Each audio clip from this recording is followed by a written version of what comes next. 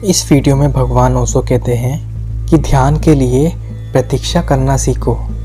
कई बार ऐसा होता है कि ध्यान पास ही होता है पर हम दूसरी चीज़ों में व्यस्त होते हैं। वे सूक्ष्म आवाज़ हमारे भीतर ही है, लेकिन हम निरंतर शोर से, व्यस्तताओं से, जिम्मेदारियों से, कोलाहल से भरे हुए हैं। और ध्यान आता है वह एक फुसफुसाहट की तरह, वे नारे लगाते हुए नहीं आता, वे बहुत ही चुपचाप आता है। वे कोई शोरगुल नहीं करता, उसके कदमों की आहट भी सुनाई नहीं देती। यदि हम व्यस्त हैं तो वे प्रतीक्षा करता है और लौट जाता है। तो एक बात तय कर लें कि कम से कम 1 घंटा रोज बस शांत बैठे और उसकी प्रतीक्षा करें। कुछ मत करें, बस आंखें बंद करके शांत बैठ जाएं।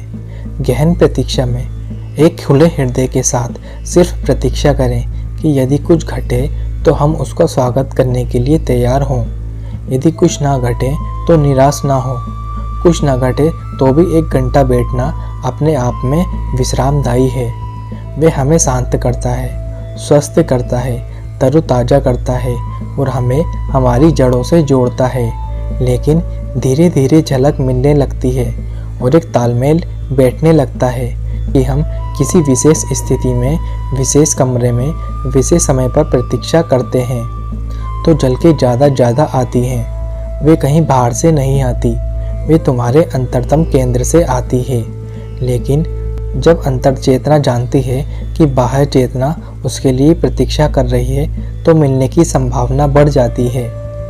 किसी वृक्ष के नीचे बस बैठ जाएं, हवा चल रही है और वृक्ष के पत्तों में सरसराहट हो रही है। हवा आपको छू रही है, आपके आसपास से बह रही है, आपको छूकर गुजर रही है। लेकिन हवा को सिर्फ अपने पास से ही मत गुजर जाने दे, उसे अपने भीतर से होकर गुजरने दे, अपने भीतर से बहने दे।